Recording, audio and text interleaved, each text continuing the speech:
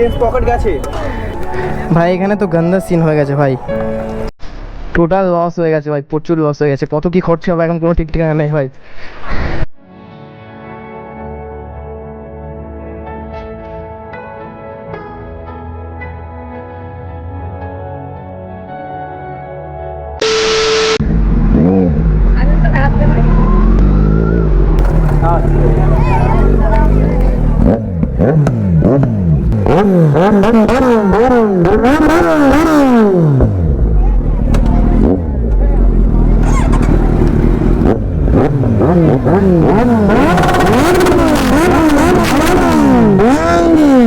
ভাই আলাদাই আলাদাই সিন।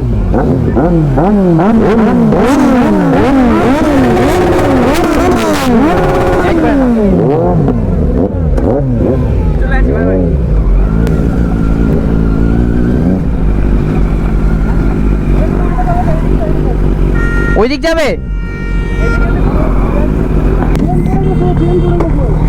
আরে চেন ঢিলা হয়েছিল।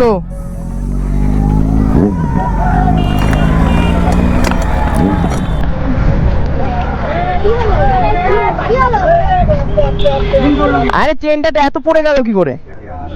চেন লুপ পড়েছে ওই জন্য ঢিলা হয়েছিল মনে হয়, বুঝলে তো? চাকা ঘোরালে উঠে যাবে, চাকা ঘোরালে উঠে যাবে। প্রচুর ঢিলা তো চেনটা হবে।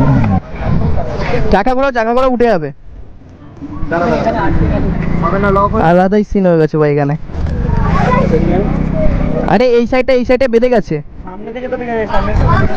মোটামুটি। এখানে উঁচু করো তো, তুলে দিচ্ছি। আর দাঁড়াও, চেনটা ঢিলা হয়েছিল। ঘোরা ঘোরাবো? হুম। দাঁড়া, এই দিক দিয়ে হবে না, এই দিক দিয়ে উপর দিক দিয়ে করো, উপর দিক দিয়ে রাখ। ব্যাস উঠে গেছে, বাট এত ঢিলা হয়ে গেল কিভাবে? সামনে থেকে তো নামিয়ে পড়ে গেছে। ও ফাক, গাড়ি চেঞ্জ পকেট গেছে। কোথায় দেখ, দেখি চেঞ্জ পকেটটা এখানে গেছে। আমি ভিডিও ফোনে দেখ, বুঝতে পারবি।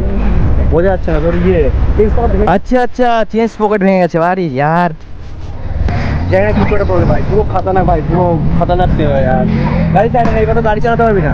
সেটা নিয়ে যাবো কিভাবে? এখানে গ্যারেজ আছে, ওখানে গ্যারেজ থাকলে হবে না, পাস পাবি না ভাই, তো গাড়ি রেখে যেতে হবে। সেটাই তো।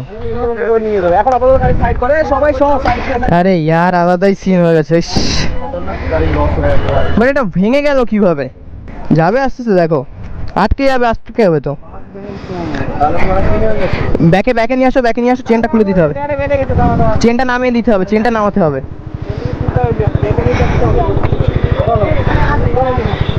এবার চলো। এবার যা হবে यार, কি সিন হয়ে গেল ভাই। গাড়ি যেখানে গাড়ি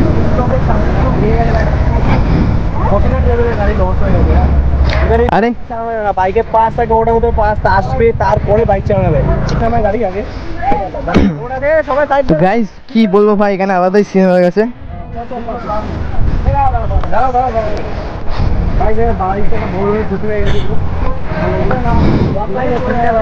ভাই স্পকেট ভেঙে গেছে কিভাবে সেটাই তো বুঝতে পারছি না আমি। পড়লে চেন পড়ে যাবে, স্পকেট ভেঙে গেছে।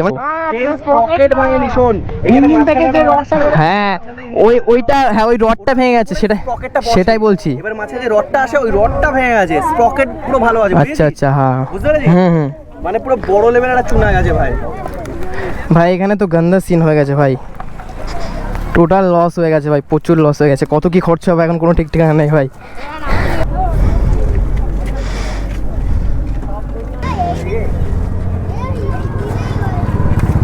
তো গাইস তোমরা তো দেখতে পেলে কি হয়ে গেল ভাই, আর আলাদা সিন হয়ে গেছে ভাই। মানে কি বলবো আমি বুঝতে পারছি না। তো এদিকে এখন টেম্পো পাচ্ছিলাম না, যার জন্য এখানে মোটা ভাই ঠেলছে আর আমি যাচ্ছি এখানে। তো কোনো রকমভাবে সুজয়দার গ্যারেজে নিয়ে যেতে হবে, দেন তারপর দেখতে হবে কি হয়েছে না হয়েছে। আই থিঙ্ক বড় মতো একটা লস হয়ে গেছে। তো গাইস কি আর বলবো ভাই, মুড ফুড পুরো বেকার হয়ে গেছে। এখন সুজয়দার গ্যারেজে চলে এসেছি, আর এখানে দেখতে পাচ্ছি খোলার পরে দেখলাম যে এই মালটা পুরো ভেঙে গেছে। The next day. গাইস এখন সুজয়দার গ্যারেজে চলে এসেছি, আর গাড়ির অবস্থা দেখো ভাই কিরকম হয়ে আছে। নিজেরই দেখে কেমন খারাপ লাগছে ভাই, কিছু করার নেই। আমি কোনোদিন ভাবিও নি যে এরকম অবস্থায় আমার গাড়িটা দেখতে হবে। অ্যান্ড এখানে ইঞ্জিল পার্টস সব রাখা আছে, দেখো এখানে সব ভাইজাগুলো আছে। অ্যান্ড এখানে আছে ইঞ্জিল সব রাখা রয়েছে ভাই, দেখো আর প্রচুর খারাপ লাগছে, আমার দেখে প্রচুর খারাপ লাগছে। মানে আমি কোনোদিন ভাবিওনি যে এরকম একটা দিন আসবে, যে এরকম একটা দিন দেখতে হবে আমার বাইকটা এরকমভাবে খোলা পড়ে থাকবে। রাজু আমাকে কালকে ফোন করে বলছে ভাই তোর গাড়ি দেখে আমার নিজেরই খারাপ লাগছে।